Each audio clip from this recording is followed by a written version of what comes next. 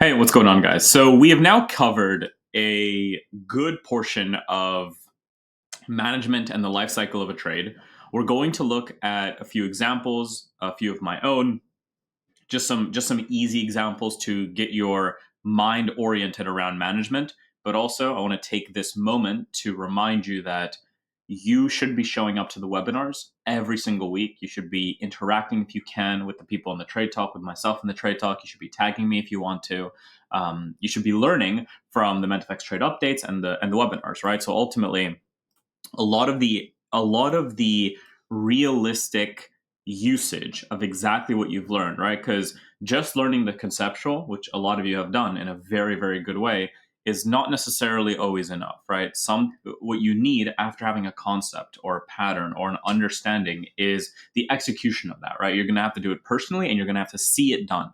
The webinar recordings, so these are webinars that happen every Sunday, are the best aspects of these because it provides some potent and important psychology, but also provides realistic in the moment analysis of certain assets or certain assets that I've traded or certain trades that I've actually taken. The application of material has the same thing. You'll have examples of trading stuff on lower time frames, on EVCs that are lower time frame oriented, higher time frame oriented, basically everything under the sun. So before we continue, I want to make it really clear that you pretty much have everything you need, and you have the understanding there even for management in terms of the steps that are taken, right? It's now a question of putting it into action. So what does putting everything into action actually look like, right? So let me open up something here on my end. Okay, beautiful. So the next thing that comes in is basically this. I need you guys to understand this about your own kind of understanding thus far, and that is right now you have a system, a realistic, usable system that's rooted inside of an approach that gets us into moves across the timeframes that we personally want to trade. So that's a very, very important part. I need you to remember that this alone, this sentence alone right here, if you were to divide it up, this is something that around probably 70%, if I had to give it a number, of traders that end up quitting in the markets never have. Most traders that start trading in the markets or learning in the markets get as far as, hey guys, what's up? Throw on something random onto your chart, throw an RSI or an indicator up on your chart, draw in as many zones or as few zones as you want, figure out the zones that you're going to trade off of, draw them all in, right? Draw in a few others based on whether you're support resistance based or some other concept based, and good luck, right? A lot of people that end up quitting, probably 70% plus or so, come into the markets, maybe less, maybe 50% plus, come into the markets with, well, no conceptual understanding. I want a lot of you that are watching this right now to recognize that you already have a better conceptual understanding of approach, why the approach works, how it actually functions, than most people in the entire industry. It's an approach that already has fixed elements of your psychology in terms of waiting, in terms of not needing to FOMO, which is fear of missing out and making dumb emotional mistakes as a result of fearing that you're not going to be in the trade, of taking unnecessary trades or losses for no reason, of doubling down, of taking quick profits because you need to make a profit, right? None of this should be almost a part of your psychology or your brain if you've only stuck to and went through the portal as it exists thus far. Because so far, all you need to understand, as you all know, is that you have a system, you have an approach, you have an understanding as to how patience then creates moves on certain assets, and those assets can create opportunity, right? And then on top of that, what you have is an understanding of risk and profitability associated with proper risk taking. Right, so we've went over kind of risk basics, and we've went over the management of or the life cycle of a trade, and we'll delve a little bit deeper into that in terms of like trade management section by looking at other asset types and asset classes, so you're not super confused by any of that. But beyond this, beyond having like the, let's say, the basics of understandings of trading worked out, so like, well, what's a crypto, what's a future, what's a Nasdaq, what's a stock, what's a forex pair, so you're not just confused by hearing all these different things. Outside of that, your current, just with the portal, understanding of basic risk and understanding of system, so system approach and approach to potentially taking trades or approach to potentially analyzing something, are pretty much everything you ever need. And there's honestly, theoretically, only one thing left, and that's execution. Now, what I did is I wrote out a few steps here that will give you a better kind of roadmap to what you can expect as you continue moving, right? As we continue moving through things, because even though you might have all this, the question is, how do we start potentially implementing these concepts in your own everyday lives, in your own trading, in your own testing, right? So the thing that I want to give you is a small roadmap so you can truly think and understand what that roadmap is, and you can know where you are in the process. And this is an important part because this is something that has helped multiple members I've worked with. And for some of you, it'll be a kind of an eye opener as you continue to work. But here it goes. One is simply to have a system, which basically is a conceptual, so like a conceptual system, something that you understand conceptually or that makes sense to you, and a system that is an approach, right? So our approach here, if we were to define it to someone, is a trend-based one. We look to enter on the actual existing trend. That does not go in line with what you see taught online, where people literally, it's just randomized trend where everyone is basically looking to just trade anything at any point and they're buying and selling everything, right? You truly have a trend based system, which means that when there is chop or when there is back and forth, you are doing everything in your power to take as few losses or break evens as possible. You're looking to protect your downside during those times. And when there are true stage twos in the market, so that's when the market goes from a stage one into an explosive move higher or stage two higher, you have found ways or are actively getting into the underlying trend, right? To the point where if you even look left, it wouldn't even make sense to grab a random area to sell from. Yeah, sometimes price might even be above all those areas. So literally, you're trading what we want to call white space, right? A lot of the time when you're trading, like if you think about kind of this trade here and you eliminate what's on the left here. So if I start from here, right, what's happening when I'm entering this trade inside of here? So at the time of entry, right, the trade looked something like, ignore all the markings, but at the time of entry, the trade looks something like this in terms of where I entered, right? So I entered here. Most traders are unable to ever consider a possibility, not traders even, but just people that are gambling in the market, a possibility of taking a long or taking a buy setup here. Why? Because a lot of education and understanding focuses a lot on looking left, finding some area that you can trade from, some area you can trade from, some high you can trade from, some high you can sell into, versus the idea of we are in a true trend and we're going to allow that trend to now deliver and follow the trend through the entries, right? So when I'm taking this entry, if you really think about this, what's happening is I'm trading into an existing trend that's defined by the portal material as you've gone through it. But what's happening is I'm trading in white space, if we want to think about it that way, right? The space above the entries that I start taking is pretty much white. And if it's not, I'm not using the space to the left to look for sells when a lot of people might be. Okay. So the one thing I want to touch on right now is that you have a system with a conceptual and a proper approach. And that system is rooted in I'm a trend follower who has a time frame I can trade on, who has a way to prove and decide if the time frame that I'm trading on makes sense. And on top of that, I have a way to now screen for whether trading that given market on that given time frame makes sense on a given asset or on a given pair. Okay, so that's step one.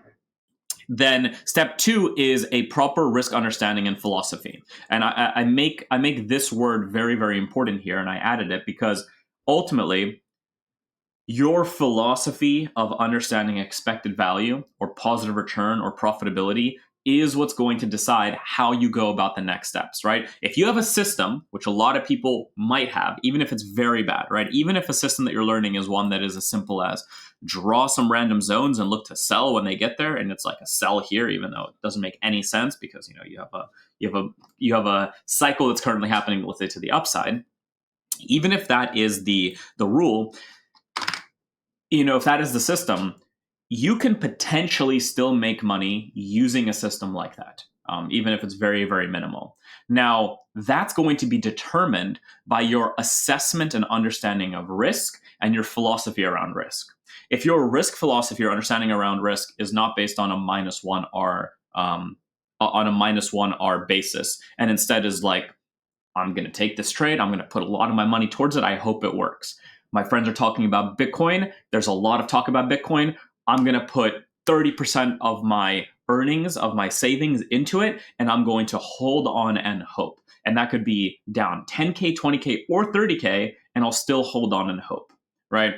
You could have an understanding that is poorly rooted in the fact that you should be looking to increase your win rate at all time. You should be looking to take profits as quickly as possible because it's never wrong to take a profit, right? You could be doing you could have learned to do these things, and that risk philosophy is going to lead to excessive loss because now there's no longer a system, right? So if you have a system, an improper risk understanding or philosophy towards risk will still completely bleed that system dry. It'll make it not work. And then every other step further will be tainted, right? So if any of you have in the past done a version of data collection or case studying or back testing or even forward testing or even live trading, but this part wasn't worked out, then all of this stuff ultimately hadn't had any real time dedicated to it, right? So as you were learning a skill set or as you're learning the skill set, everything beyond this point didn't matter because you built your understanding of these things right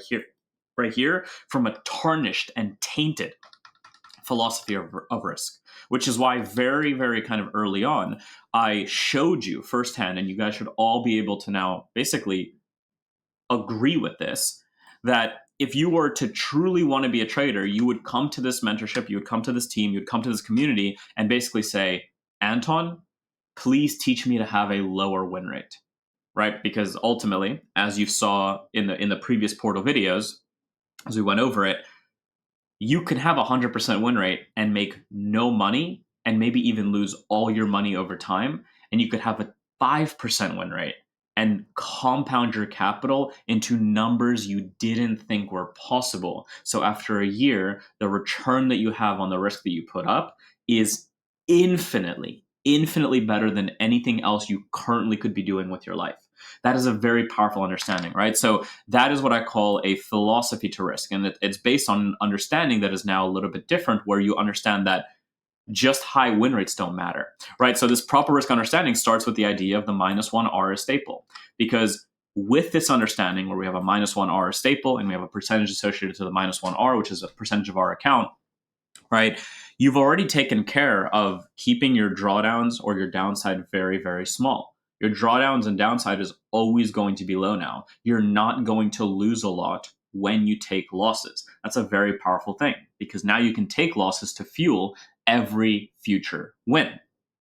And on top of that, you then have everything else that stacks on top to make this even more potent, right? So not only do you know that the -1 R is a staple of all, it's your unit of risk, it's what you're using, but you also have the ability now to have a -1 become a zero. You have the chance for a -1 or a zero to become a partial. You have a partial to become a trail or even a big profit on a trade, right? And you have a way to basically allow those losses as a philosophy to fuel the wins. So what happens is now you show up with a proper system, with a proper analysis, with a proper way to label what's going on in the charts that you're looking at.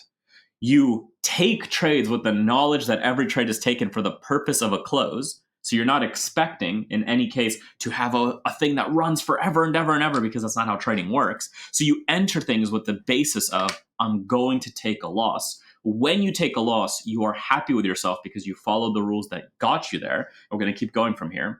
And when you take it, it's minimally affecting your actual drawdown. Let me bring up my own personal Mentafex data collection sheet, which you all have access to in the data collection section, but I will make video on it, also breaking it down a little bit further.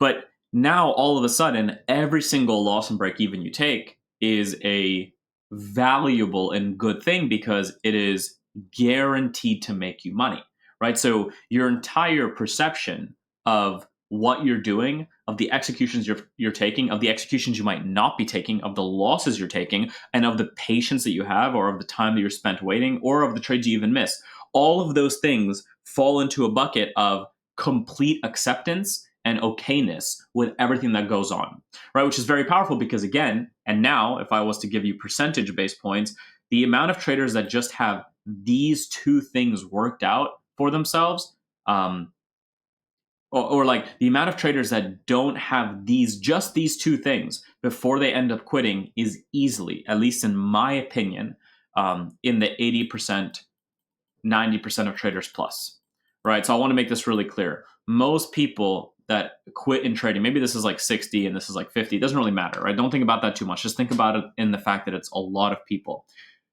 Most people in the trading industry kind of quit before they have a proper system, which is already crazy. But even when they have a system, they just go wild with it. They go batshit. They go for the all-ins, for the gambles. Some of them make it, but it doesn't end up holding on for long. And then over time, put on my watch here, and over time, they just lose their accounts no matter what, right? So most people already get fucked with just a system, and then they don't have a proper risk, so everything falls apart going forward. But your current proper understanding of risk and your philosophy around risk, and the fact that you should be literally begging me to take more losses for yourself because it's going to increase how much you make, those are philosophy aspects of trading that once you've understood are going to be the only thing that hold everything together. Okay. So then the third part after these are done, because remember, if you don't understand these two things, this all gets tarnished. It's all shit. It's all crap. It won't matter. But the next part is data collection and case studying. So case studying is simply going back, right, and taking basically images of any trades that you deem tradable or that you deem a decent trade, and just simply case studying as many as you can to get very used to what the concepts look like across the E, the V, and the C, and potentially more if you're trading more time frames on a given asset, and maybe even the screener. Right? You want to see how the EVC and the tools you're using are interacting with the trades you're taking. So, for instance, this is a trade that's now completed for me at least, right? If you went back, let me do it this way.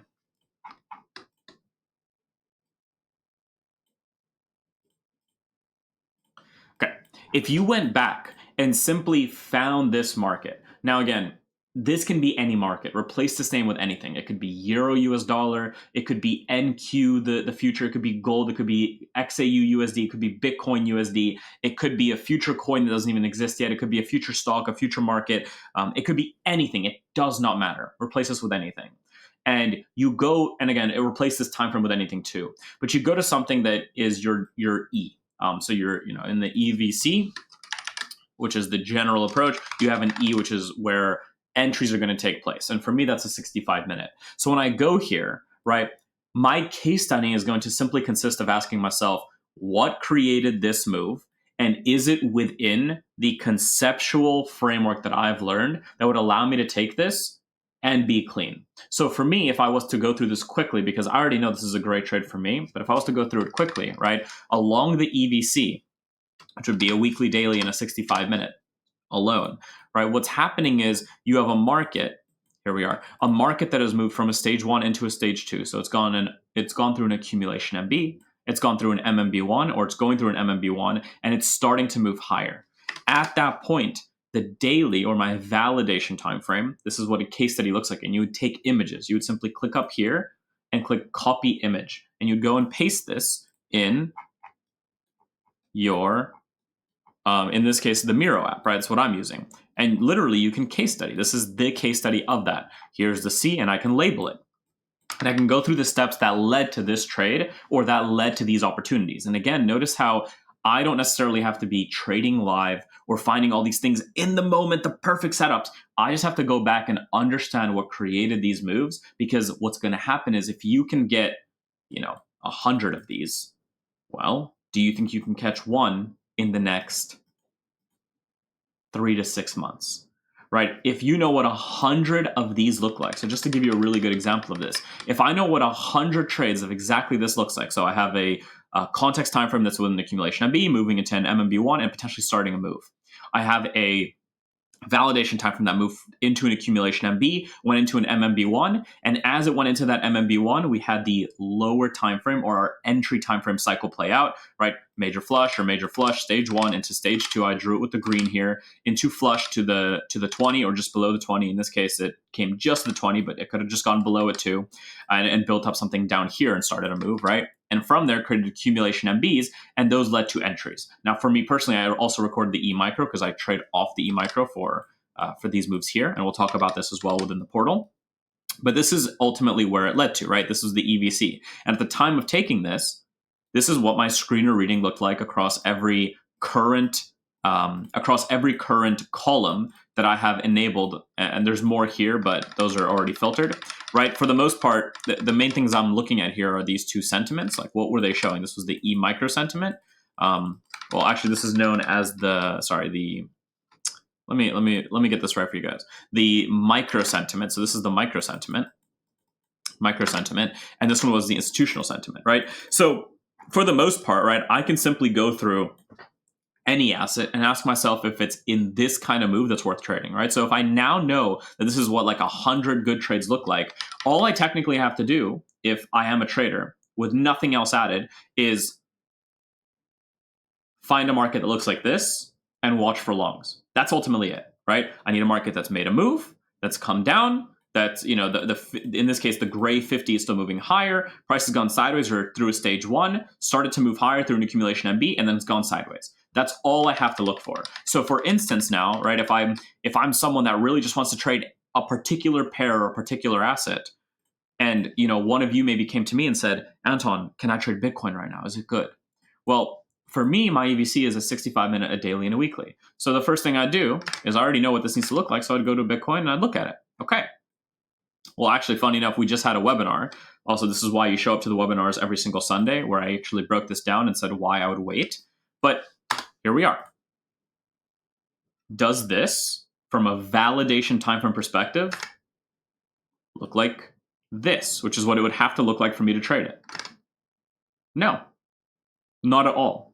And just like that, my analysis or my approach is complete, right? Because all I have right now from a case study perspective is this is what leads to moves. This is what leads to good moves. That's what I need to wait for, right? If I have other examples where something like this, where prices, you know, where prices are under a sideways slash falling slash up slash falling 50 and are below the 10, the 20, and kind of around the 5, if I have case studies of this kind of thing working with price even chopping around a little bit, then sure, there may be an option or an opportunity to potentially trade in here.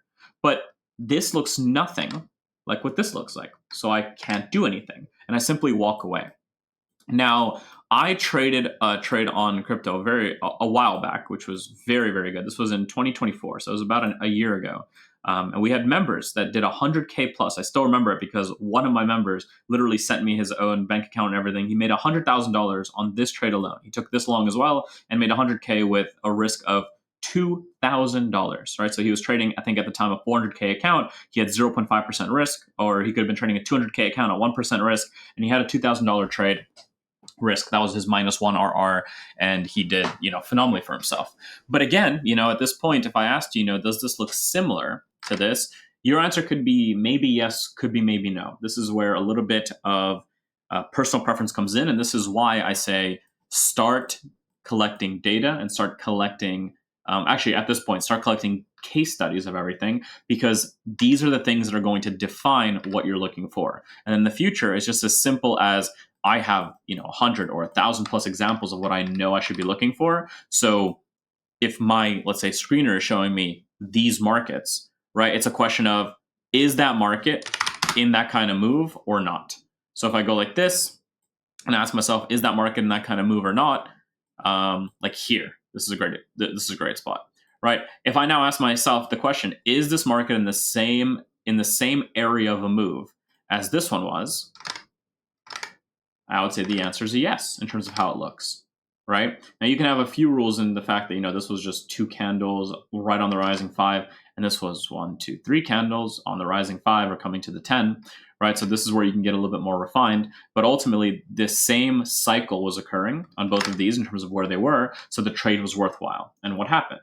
In this case, I had this delivery, and that's what I traded. And in this case, I had this delivery, right? And that's what I could have traded. And again, the same case studies and the same good setups that you've studied over and over again, because you have a proper system approach and a conceptual approach to thinking, is going to lead to similar outcomes in the things that you watch.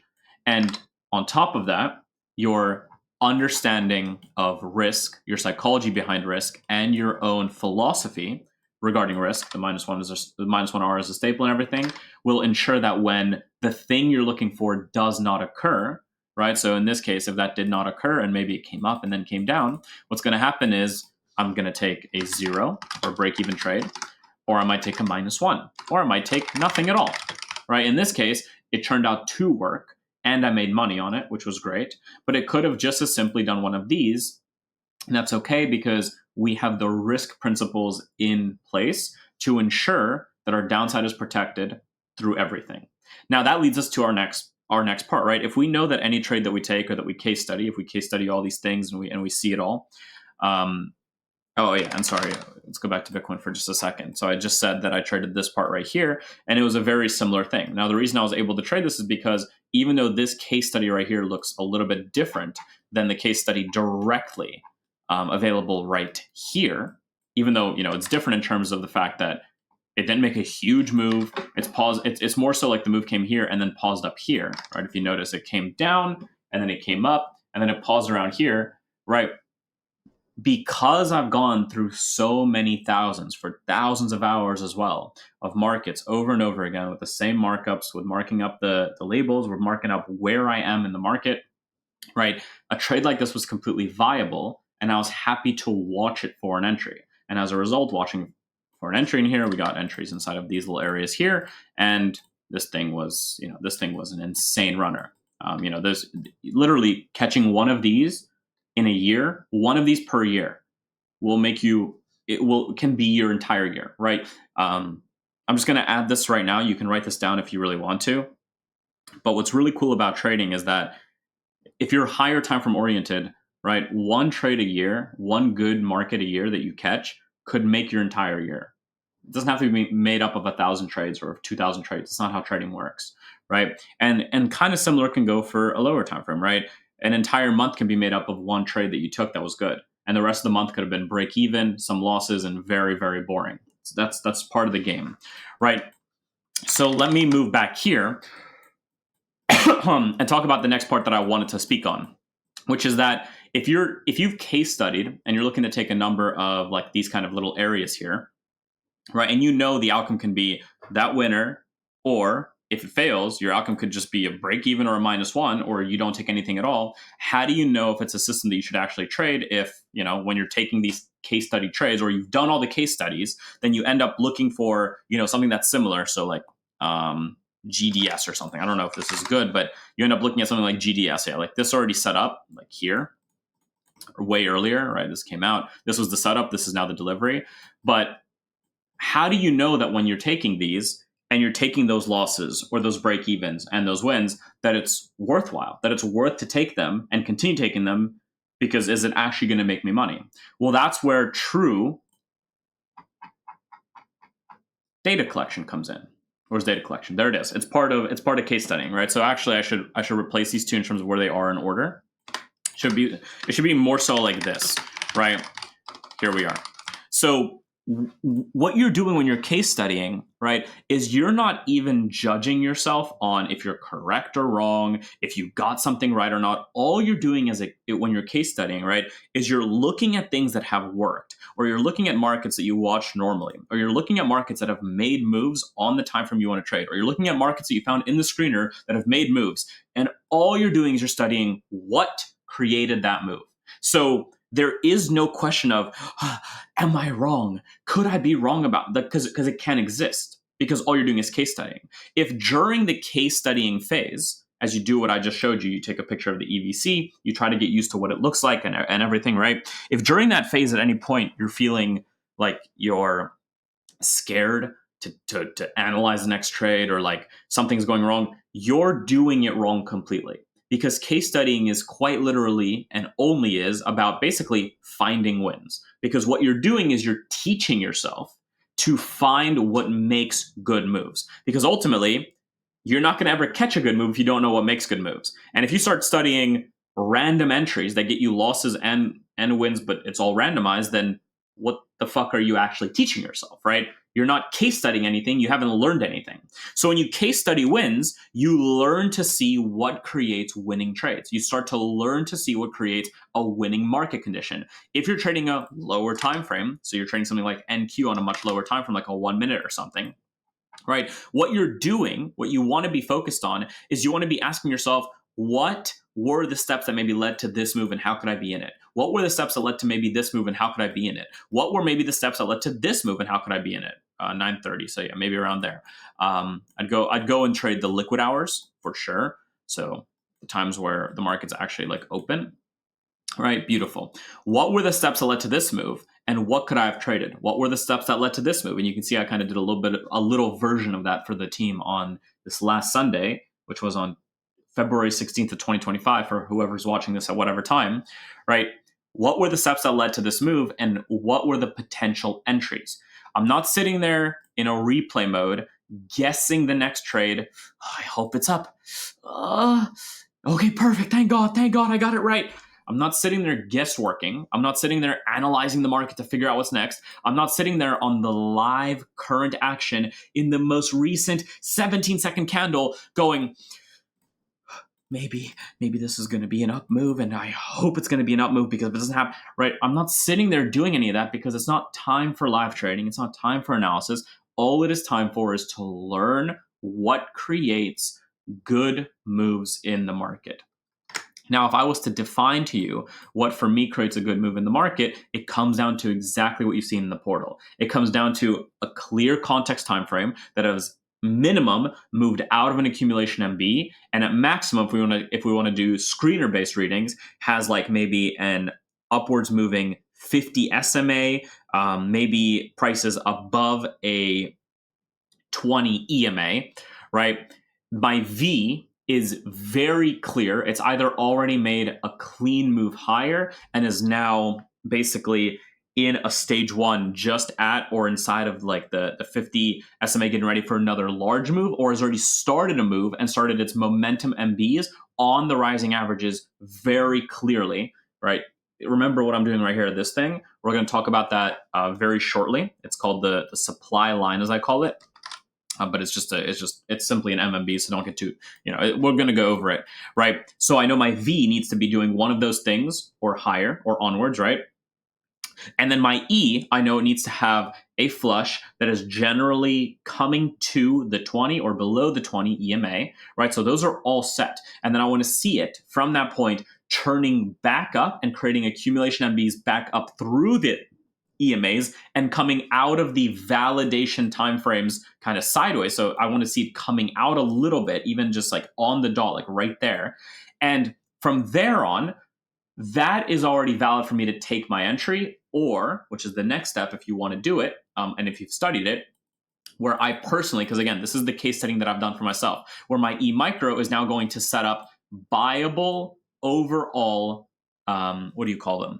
Buyable overall cycles that you can buy through a high and then hopefully sustain a move, or it comes back and gives you another opportunity, and then it comes back, maybe it breaks you even, and then it waits, and then it, maybe you're not sure, and then you take one here, and then it becomes a beautiful, beautiful trade. And what happens is inside of this area, you were able to get positioned through, the multiple cycles that were able to be collected or that were able to be created.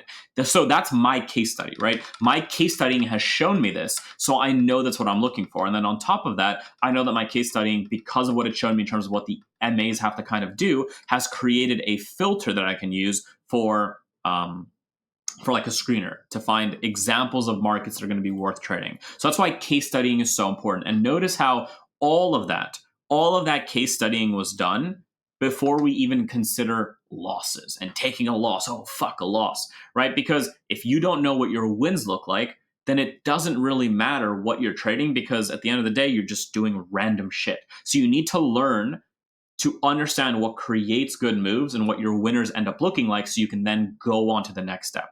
And the next step would then be the data collection. So the data collection is where you actually start collecting the data on both the potential wins and the losses, how much wins could have ran, what kind of rules could have led to a break even instead of a loss. All those things become a part now of the process, right? Because your case studying that has proven what markets need, what markets do for winners, for runners, for trend deliverers. You now need to actually make sure, like we just spoke about, that everything put together has still an equity increase in what you're doing. So the actions you're now taking to get to those wins that you've proven, that you know what the wins look like, the actions you take to get there now need to be enough that you're not taking infinite number of losses. You're taking a good number of break evens. Some of the losses are deferred to break evens potentially, right? And the winners, or the small winners, pay for some of the potential losses, and then the big winners pay for everything, right? So the data collection is the part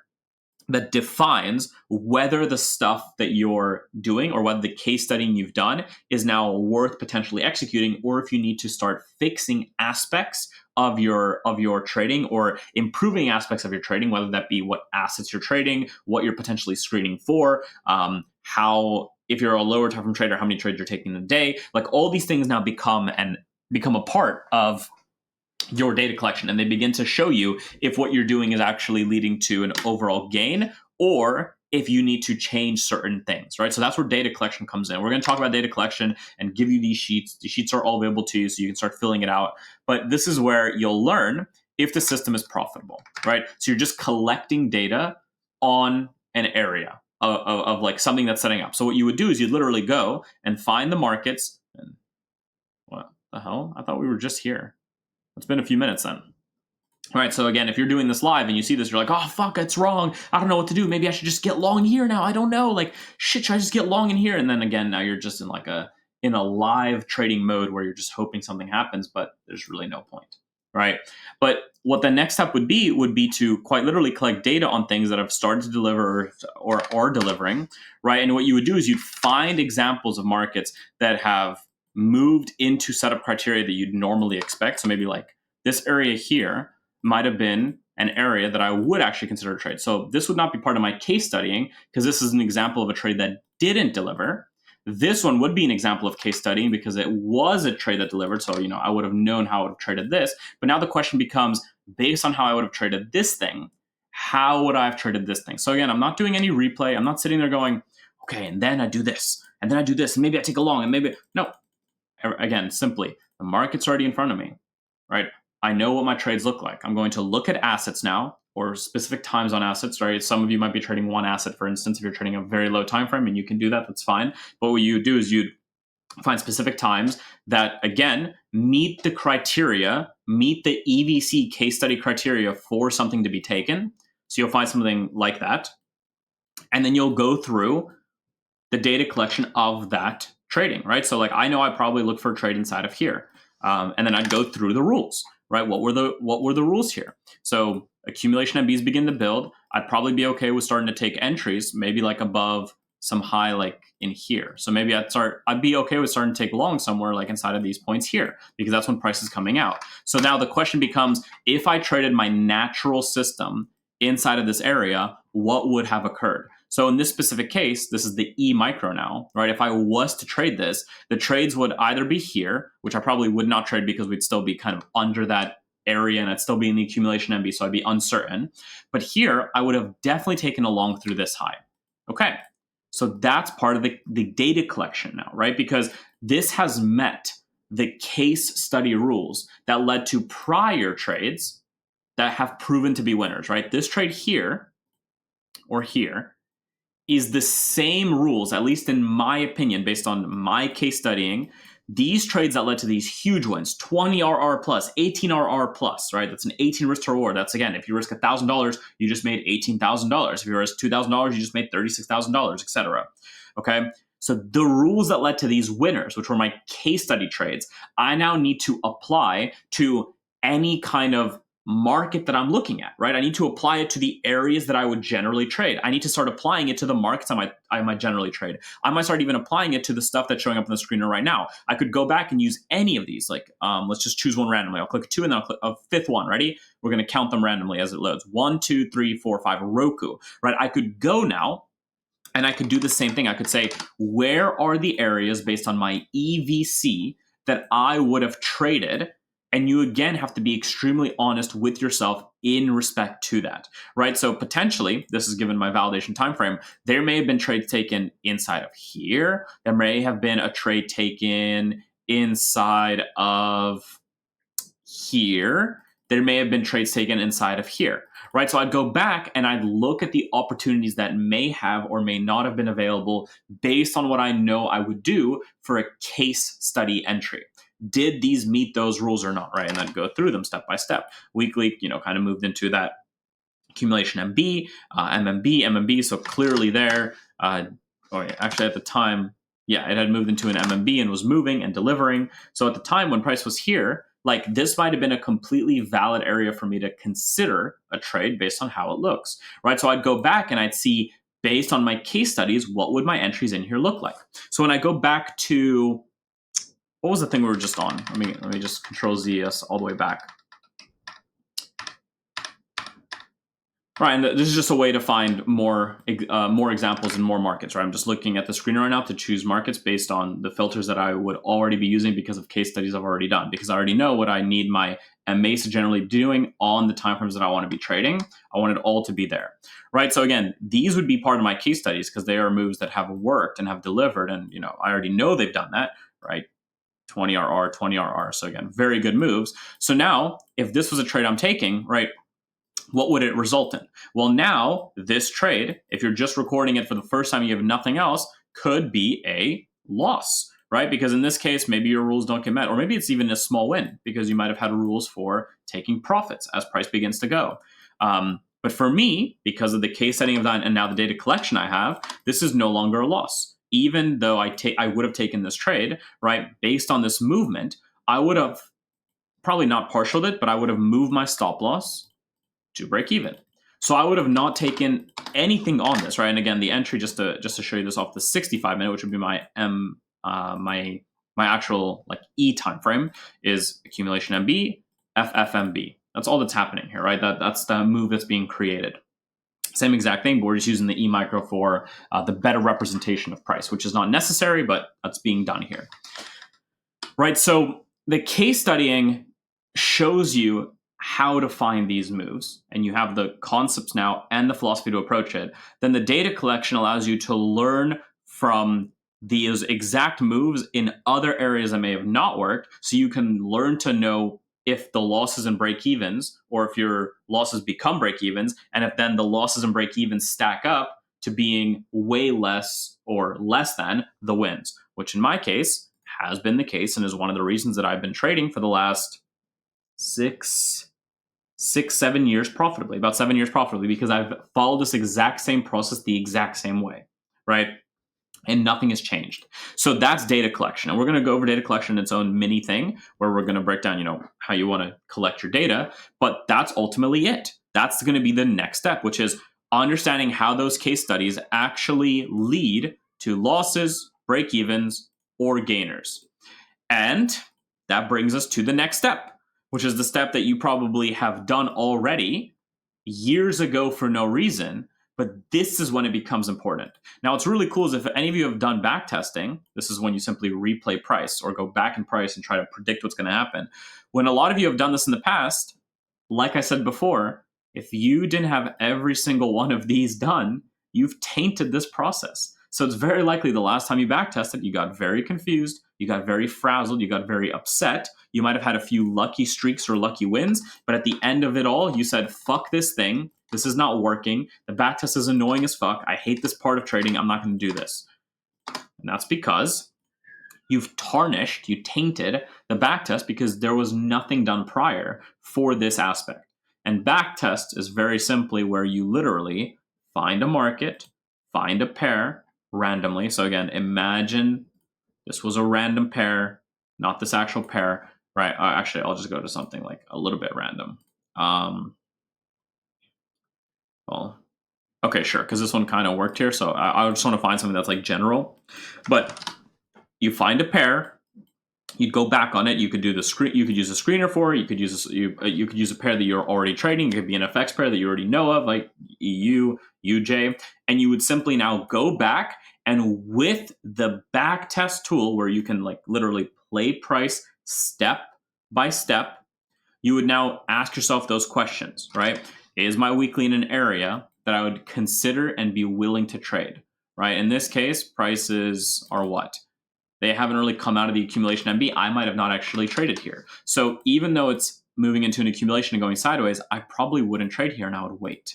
And I would wait and I wouldn't have traded this and I wouldn't have traded this, and that's okay. I wouldn't have traded this and then price goes without me. But as it goes without me and starts going, the weekly moves into an accumulation MB, which now meets one of the principles that I know should be met for my case studying. It's moved into an accumulation MB, which makes this a potentially worthwhile trading market, which means the daily, if it can move into some kind of buildup now, just like it does here, you can see it's literally starting to build up right now, right? There it is. Then this should lead to an opportunity on my E timeframe. So if I move to my E timeframe, what should be happening is I should be getting a stage 2, which I have. The stage 2 should lead to a flush 2 or just below the 20, which it has, and start building accumulation MBs and start coming up out of what I call the supply line, which you will learn about very shortly. But again, just out of that validation timeframes, sideways action, out of that selling. Okay, so then it falls off. So it doesn't happen. So now what's happening is I'm back testing. I'm working through step by step on a random market at a random time, going back, and I'm allowing the case studying that I've done for the wins and the data collection I've done for the wins and losses to now affect how I would act in the moment on that market. So I'm putting these two together to the actual backtest. And now the backtest is a lot easier and actually makes sense, even though it might be a little bit hard. It's a lot easier than whatever the fuck you've done before, because you haven't now tainted this process by not doing any of these before or having one of these wrong. So the backtest is complete. And what happens during the backtest is, again, you would restart, or you would start a brand new equity curve. You would start a brand new version of this sheet, and you would go through the backtest. Get 100 trades minimum, right? 100, 200, 500. It's up to you. I personally had over 6,000, 10,000, right? Because again, well, I did it for like 13 years before I even traded, right? 14 years. Then I did it for a year straight before I actually traded, right? I wanted to define this for myself. 3 months to make minor switches in my own trading to decide if I want to change something or not, right? I would do all this. This is all part of the exact process, right? I would do this again if I need to. This is exactly what I did. So you then backtest, and like imagine as you're backtesting, you record every piece of data, right? So right now, we're looking at this, nothing gets taken. So I wait. I go back to my daily maybe, and I wait because it's clearly out of the move that I thought was going to happen. So I have to wait, right? It kind of moves into what appears to be a little stage 1 here. Maybe pushes up a little bit, and then pauses. Okay, this looks exactly right like that other market that I just saw in my case study. This looks like an area that I'd be more than happy to trade based on what it looks like. I'll actually make this black just so I can see them. So that's my kind of supply line. So again, same thing goes. And we already know the weekly is an accumulation. And again, what do we have? We have a stage 2. Stage 2. This could be the flush. This could be the accumulation MB buildup. But now this is the stage 2 because of the fact that we're looking at this is the new leg. And within that, we have the sideways, which has come to the 20. So at this point, what would I want to see? Right? I kind of want to just, honestly, like if prices kind of get above here, there should be valid entries. So this is where, again, you have the option to say, I have MB1, MB2, and trade off that alone, or MB1, wait for it to move higher, MB2, and you can trade through that high because that could be my rules because that's what I've seen work for my case studies. Or I can look at my 2-minute and decide if I want to trade this as an entry alone. I probably wouldn't, so I would wait. Yeah, so it just comes up, comes down, very, very choppy. I'd probably wait a little bit. This is a choice of whether or not you want to trade. This is completely preferential, but for the purpose of this video, I'm going to add it. Let's say I took this as a trade, had my stop under here, was looking to take this. This is now a back-tested trade. What I would do is I could take a photo of this before and after. I could go into my data collection, because now what I'm doing is I'm doing data collection for the backtesting. So backtesting is actually simply just data collection, but with backtesting. Let's add that in. So again, we did data collection, but we did it without playing the price back and looking at live price and just figuring it all out. We're now doing the back testing where we're trying to figure it all out, but we have actual things we can rely on to do that. So now we start back testing. So again, in this case, it would be ARM is the trade. The date would be you would just like 4th of February, the time, and you would set this trade up and see what happens. You get tapped in and you'd go through your rules. My rules to break even would be that, if price kind of moves higher here, then I'd be happy to take my risk off. If it doesn't, then I let this thing lose or do whatever. It moves higher, it pauses, it moves higher. So I'd take my stop loss and I would have moved it to break even, right? So now I would record that at the moment, the trade would be a break even no matter what. It's a 0. I would gain 0 RR on this. So I wait to see what it does. If it comes back, then there you go. And it's a 0 RR trade. That's recorded. And that's now part of the data collection. So what I would do is I would either start a new data collection or add a back test to the existing data collection, or you could do even both. So you have your initial data collection where you didn't do any back testing. Then you have your back testing data collection where you can now look at what's happening when you're actually going back and you don't know what's going to happen. And then you're looking at, you can put them together in another sheet to look at what the overall equity curve looks like, because you want to teach yourself to get very used to the equity curve that is associated with your trading, because it's also going to get you very much associated with and happy with taking break evens and losses and everything else in between. Okay, this is how it's done and why it's done. Now,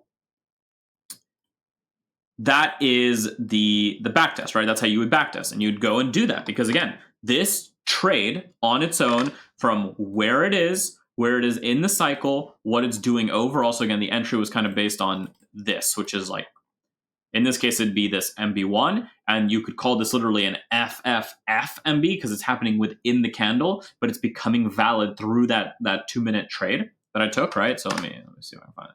Yeah, so I took it through that high, which doesn't even exist on a 65-minute. This is the beauty of understanding how to think across multiple time frames. But again, if you were someone that's just trading the flush into MB setups, right, your entry could have been that MB right there, right? Simply just like that. There it is.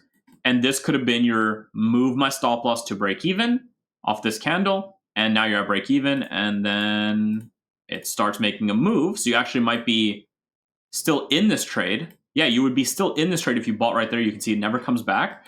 And then it starts a little move. So you're now in profit. And that could be your first take profit, right? So again, for some of you, this is the entry. And if you entered something like this, then good for you. Yeah, and you might get a little profit out of this. And if you do, then maybe your first stop is here. And then the rest you leave at break even. All right, so we'll see what happens. Move my stop up to this. Okay, so I get stopped out there. So your first stop might be at 4.44, which would be a gain of 2.22 if you take 50% off. You can do the math on that, but we've already talked about RR and how to judge percentages and stuff. And there's actually a way to do it in the sheet as well. So I'll walk you all through that shortly. But your trade on this is currently a 2.2 R gain, right? You'll make that green so you know it's not completed yet. This is also on ARM for whatever day. You can put in the date, doesn't matter, right?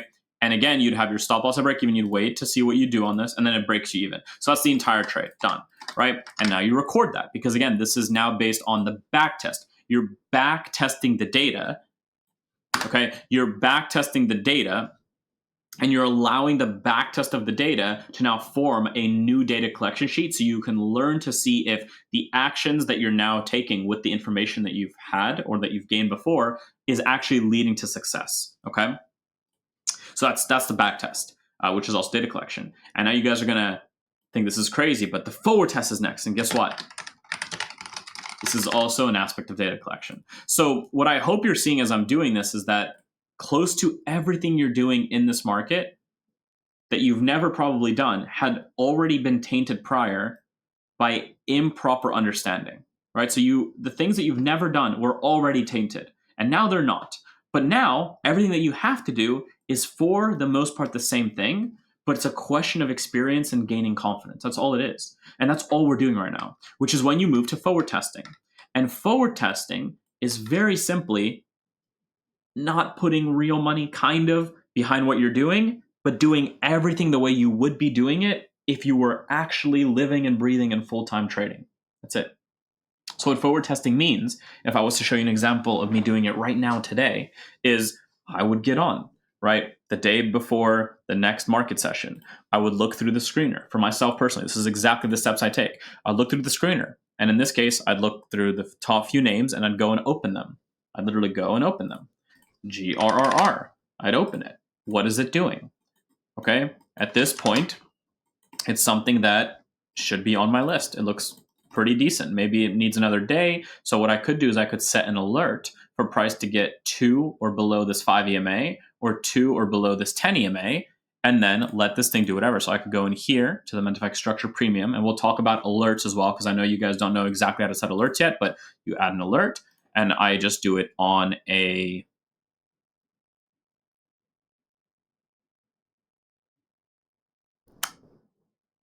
directional trigger candle, I believe. That's for bullish. Okay, we're gonna double check all these to make sure everything works accordingly.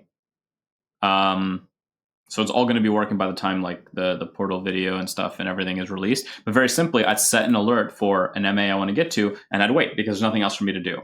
Or I'd find a market on any given day that is actually worth trading. So like, maybe this is a market that was worth trading on this day live. So what's going to happen is, again, you're going to show up and do this stuff live. You're just simply going to do it within a demo environment, a simulated environment, or a very small live account, right? Because ultimately, and you can kind of think about this step by step, if these 3 things have been done and have proven to work, it's going to sound very crazy, but you're a profitable trader. This is what makes you a profitable trader. It's just a question of executing now, right? So, that's why it's kind of said here, you have everything. There's kind of one thing left in this execution. And if these things are worked out, you actually have a profitable system, which is a very, very powerful thing when you understand that, because even though a lot of you might not be making direct money right now from the actual trading or something, you have more than what 90%, 95% of the entire space doesn't have, right? And that's a profitable system. The next step is forward testing. And forward testing is simply doing it live. It's literally sitting there and showing up to the market and taking the entries, not any longer in a mode where you're doing this and every day you're like, okay, I'll go through. Okay, I would have maybe taken a trade here. No. You're showing up on this next day. On that next day, you already have it worked out to the fact that you're saying, okay, all right, I have my MB1 building. My MB2 was here. I might have been able to take a trade there, but where it was with the 1020 might have been not worth it, or where it was under this overall validation timeframes buildup is not worth it. So I'll wait for maybe MB1, MB2. So you might wait, right? And then your trade could be something like, I'm happy to set this up, and this is on the day. So you set this up and you have to now wait, because this is a 60-minute chart. You might have to wait 3 hours. So you wait 1 hour. Nothing happens. You wait another hour. You're there. You're in front of your chart. You have to wait. 2 hours have passed. Nothing happens. 3 hours passed. You're still there. Nothing changes. 3 hours. So this was actually Thursday. So we set it up. Then we come back on Friday. We wait 1, 2, 3, 4, 5 hours. And you get tapped in on the 6th hour. And now you're waiting for Monday or Tuesday, because today's a bank holiday, so the market's closed. So you're waiting for Tuesday now to actually manage this. But when you took this, it's all done in an actual environment of either a very small live account, which I'm not telling you guys to do because I'm not a financial advisor and I don't want you to lose money that you don't have, or that I'm not telling you to use real money. Do whatever you want. But you're trading either a very small personal account, you're trading maybe a funded evaluation or a funded challenge, you're trading in a replay, or not a replay, sorry, you're trading in a simulated environment with a brokerage. There's many brokers that offer demos and simulations, and even in TradingView, which we'll go over, there is paper trading. So you can do paper trading through TradingView. I'll add that here. You can even look that up. It's very simple. Paper trade with TradingView basically is what you're doing in a forward test. So you're just showing up and doing this. Now, I would say doing this for a minimum of like 3 months it's very little, very, very little. But I think a minimum of 3 months is a good starting point, to put it very simply. 3 months minimum starting point. If you can do this, if you can go through these steps and then do exactly this for 3 months min, right? You are going to have relentless confidence and understanding that you can apply right now. And what's really, really cool, and this will happen to a lot of you, and I've already seen it happen to other members, and it's an amazing thing to see. And it's such a fucking cool thing to see. And I actually had a call with a member just recently who this happened to, is that if you've done this step by step and you've done all this and you're doing this forward test and it's on that paper trading, 3 months minimum, the live execution isn't even a question, right? Because there's no such thing as the next step, because there is no next step. Not only are you already profitable, which you already have because you've proven that there's profitability for your system, but you're actually a profitable trader entirely now. We can put it that way, a profitable, proven